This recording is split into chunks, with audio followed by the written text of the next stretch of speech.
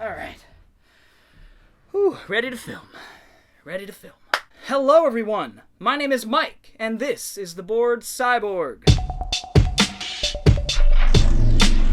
Welcome back to yet another episode. Today I'm going to do something a little bit different. I've never really done anything like this, but recently, over the last 2 weeks, I've discovered a filmmaker. And I want to talk about his work because he's really inspired me to get back on my horse and start making movies and writing again. And I think he's a filmmaker that is budding. We are watching him blossom. Now, I am late to the party, I will admit that. But that filmmaker is Joe Begos. Joe Begos is an independent filmmaker who made his first film, Almost Human, about 7 years ago now, in 2013, and he's made 3 films following Almost Human. Almost Human, The Mind's Eye, Bliss, and most recently, VFW. VFW was really the film to put him on the map. I had never even heard of this guy before VFW was making the rounds last year. Obviously, my interest was sparked. It was an 80s-inspired homage to Assault on Precinct 13 with mutant punks. I was in, so I immediately was intrigued by Joe Begos' work, so I went back after I watched VFW a couple weeks ago for the first time, and did just that. I watched the rest of his work. I'm going to talk about each of his films individually in chronological order, and in doing that, I think I'm also going to start discussing what I think the potential of this filmmaker is, how much he's learned, and how much he's evolved and changed over each movie. I also want to say Joe Begos writes, directs, produces, and shoots. That is something that I greatly admire. It's a true artist's vision when it is that. I'm not saying that that's always a better thing, but in this case, I think Begos has a real grasp on all of these aspects of filmmaking, and he's only getting better and better. So let's jump right into his first film, Almost Human. Now, of course, Almost Human is my least favorite Joe Begos film. It's a rough one. I still enjoy it because of his heart, his passion for the genre, for the era. That is what carried me through Almost Human. Now, one thing about Begos is he is clearly influenced by certain films. He wears the influences on his sleeve, not unlike a lot of filmmakers we know and love, like Quentin Tarantino. In this case, Almost Human is his version, his reinterpretation of an Invasion of the Body Snatchers-esque story. Now, I will say he doesn't really do much new with it. Granted, this was his first feature. Almost Human has a lot of issues. It's got very awkward, stilted dialogue. The pacing is off. He just didn't quite have a grasp on how to pace the film. There's a lot of meandering, and the characters are one-dimensional. There aren't really any great actors except for Graham Skipper. I wouldn't say he's a great actor, but he's a solid actor in this case. And him and Begos have worked together a couple times. In fact, the next film I talk about, he worked with Graham Skipper on. Graham Skipper is an actor and a director as well. One of his films I'll be talking about actually in another video. But Graham Skipper does a decent job in this film, and he does help sort of carry it, albeit not too successfully. Going into a Joe Begos film, you know you're going to get some 80s inspired practical gore. There ain't going to be no CG in his films, which is something I commend, of course, but you know you're going to get some good kills. Now, in Almost Human, we do get a little bit of gore and goopiness towards the end with some weird pod-like things going on, but there are a couple really, really lame kills, and lame to the point of head, neck, crack. There are 2 of those, and I was like, come on, man, you can't be a little bit more creative. I know you don't have much money, but he does get creative with a couple of the kills and some gore, so he does bring that home. The score is forgettable, especially when compared to his later 3 films, where he rarely, whoever he's working with, they really invoke the 80s and synth-heavy leads and things like that, and atmosphere. What really carried me through this movie is Begos' clear and distinct love and adoration for the classics that he chooses to homage.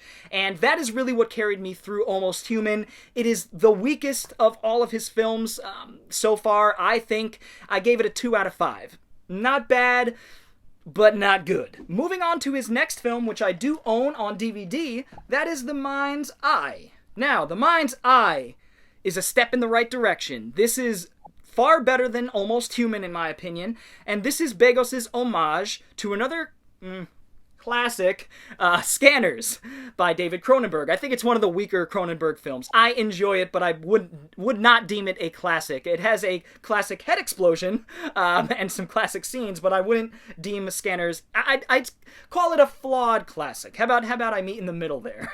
He really doesn't do much new with those ideas. He does some. He tackles some of the stuff that Cronenberg tackles with big corporations and facilities, things like that Cronenberg has a lot of issues with. Some of that is on display here, but this really more so plays out like a superhero, almost like a superhero origin story and a supervillain origin story. Graham Skipper is back as the lead in this film, and he does a much better job. You can see he's learned a little bit about acting since Almost Human, and he steps up his game a little bit here. He plays our lead character who has telekinesis and telekinetic abilities, and he's picked up in the beginning of the film and brought to a facility where one of his friends is, and this facility is being run by this essentially mad doctor. And it's pretty predictable where the story is going to go. The doctor seems like he's trying to help at first, but it's pretty obvious that he has ulterior motives. I mean, really obvious. Begos doesn't do a great job with sort of hiding certain things in the mind's eye. It's just a little bit too predictable, but I did enjoy it. Now, this one ramps up the effects. He's got more of a budget here, clearly, so he's got wire work, which is great, which definitely assists the telekinesis, the telekinetic powers that our characters have in this. You've got some nice goopy gore moments and head explosions, and of course head explosions, right? And Begos even goes one step further. I won't divulge, but he does try to one-up Cronenberg's head explosion, and I think he does a good job trying, but that head explosion in fucking Scanners is one of the greatest ever. I mean, and it's because of how they actually got it. I know it's a rumor, but they say that there was actually a guy with a shotgun blowing the dummy's head off, so that's why it had that effect. Who knows if that's true or not. The Mind's Eye is better than Almost Human in almost every single way. Everything is stepped up here. The acting, the cinematography, the lighting, which is definitely a lot more. Begos is coming into his own in terms of lighting here. Writing, directing, everything is a little bit better. The film has a great action-heavy climax that I do think overstays its welcome a little bit. The third act sort of is a little bit too long, believe it or not, and it's only an 82-minute film or something like that. But the third act it's one of those where it should have or could have ended a couple times, but didn't. I do like how the film ends, though. What's really clear with The Mind's Eye is that a filmmaker is coming into his own. Slowly but surely. It's clear that he's learning from each film that he does, and it's clear that he's trying to be better and better and better. And he did so with The Mind's Eye over Almost Human. So let's move on to the next film. So there was a 2-year hiatus between Almost Human and The Mind's Eye, and then Begos took 4 years to make 2 of his best films. The next one would come out in 2019. Both would come out in 2019, actually. The first one I'm going to talk about is Bliss. Bliss is my favorite Joe Begos film. It is his most creative film. It's his most unique film. And that's not to say that the influences aren't there, because they're pretty clear. He's just not wearing them on his sleeve quite as much. They're more obscure. They're more for the hardcore fans like us to be like, I know what he's doing there. This film gives me serious Lost Boys vibes. And when you see it, you'll understand what I'm saying. This subculture vibe going on at points that, or out throughout the whole film really, that really is reminiscent of the Lost Boys, sort of Frank Henenlotter's work, of which I am a huge fan of. One of my favorite directors, Frank Henenlotter, who did Brain Damage and Basket Case. Abel Ferrara, actually. It's got a very inner city, dingy sort of vibe to it. Drug-fueled.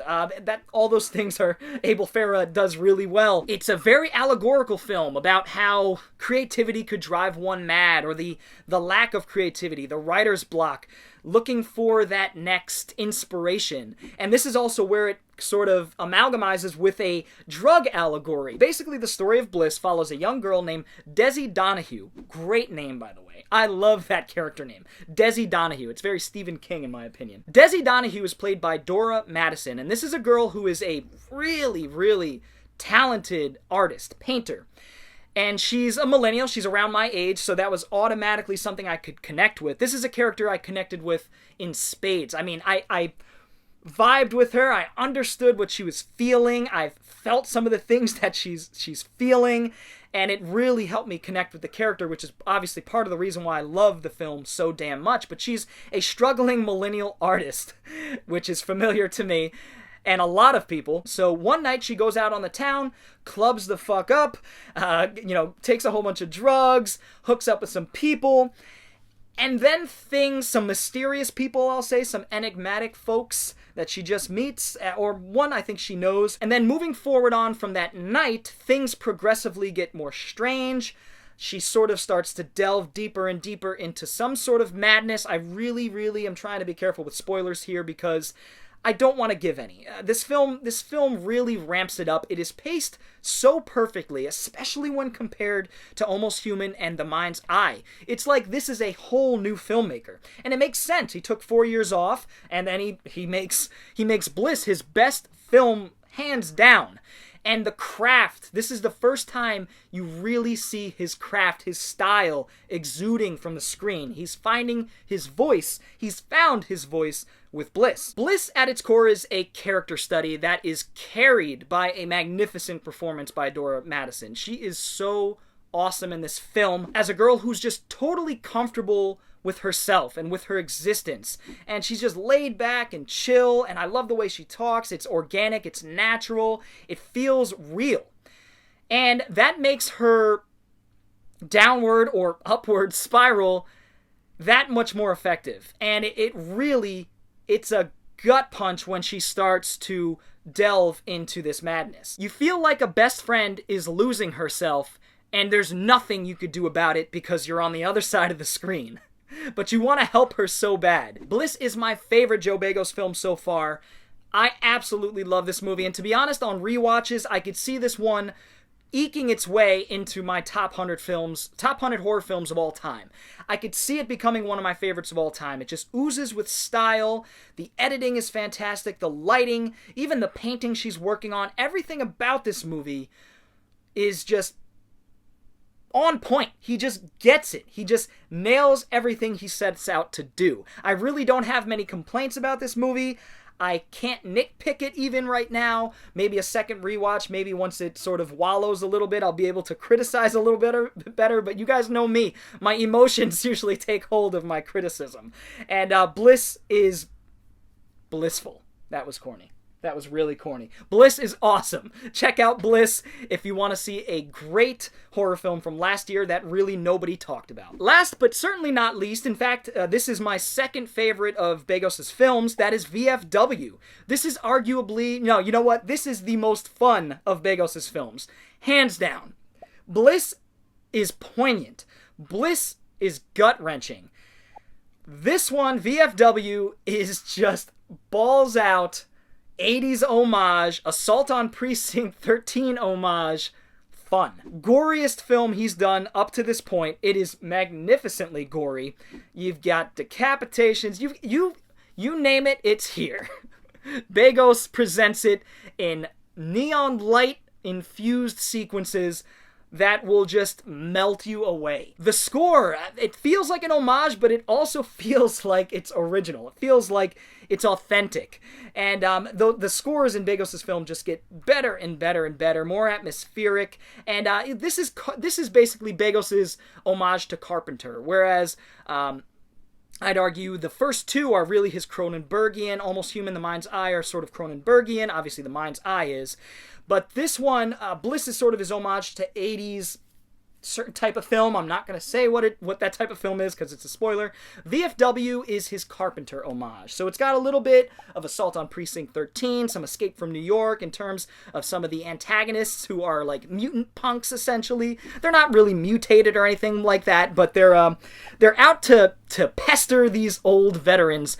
Basically, Stephen Lang owns this bar, and it's a little hole-in-the-wall bar where the veterans Vietnam vets sort of gather and hang out and shoot the shit and talk about old war stories and whatnot. And one night, a girl runs in. Obviously, she's been through some shit, and she has a whole bunch of stolen drugs, which automatically thrusts these veterans into the middle of this drug feud going on. The rest of the film essentially plays out like this. The veterans versus the mutant punks. The punks are trying to get into Stephen Lang's bar. He's not letting them have it. Along with Stephen Lang's character, we have Fred Williamson. Holy shit, seeing Fred Williamson again was just awesome in a genre flick. So we got Stephen Lang, Fred Williamson. We've got the guy from Karate Kid, the antagonist coach from Karate Kid, I forget his name, and probably who steals the show, William Sadler. Of course he steals the show. He's always excellent, right? But it's just them defending themselves against these punks who are infiltrating their bar. And it's just gory, gloriously gory stuff for basically the entire film. I'd say the first half hour is a little bit of setup, maybe 20 minutes. The last hour is just balls to the wall, acid-induced gloriousness. The lighting is fantastic. The score is fantastic. Everything about it is great. This one is more shallow, I will say, than things like Bliss. It is what it is. Begos knows what we want, and he delivers it to us on a silver platter. Bliss is a little bit more deep, a little bit more introspective, and I'd say probably a little closer to Begos' heart. It feels that way, at least. VFW is just he was like, you know what, I'm going to do one serious, deep film, and then one just balls to the wall, fun action film. Ah, man, VFW blew me away. I had a great time with it. Definitely my second favorite of Begos' films. That is VFW. It's been a fun couple of weeks going through his catalog and sort of familiarizing myself with this new director, at least new to me, and I'm so excited to see what this dude has to bring in the future.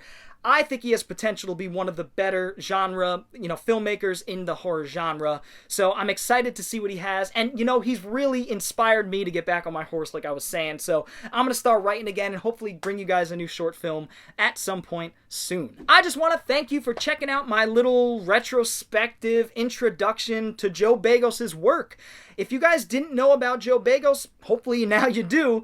I'd say start with Almost Human. It's gonna be a little rough to get through, but then see the progression of this man's career and the evolution of his work. It was really fun to do over the last couple weeks here, and I was compelled to come in here and do a video kind of talking about his work. If you guys have seen some of these movies, let me know what you think about them down in the comments below, and I'd love to get a little discussion rolling. If you enjoyed this video, feel free to give it a thumbs up, and if you're new to the channel and want to see more videos like it, go ahead and hit the subscribe button, as well as the little bell for notifications. Anyway, guys, I will see you next time. Bored Cyborg, out. Alright, time to go back in the hole. Okay, dokie. Here we go. Ah. Ooh. Ah.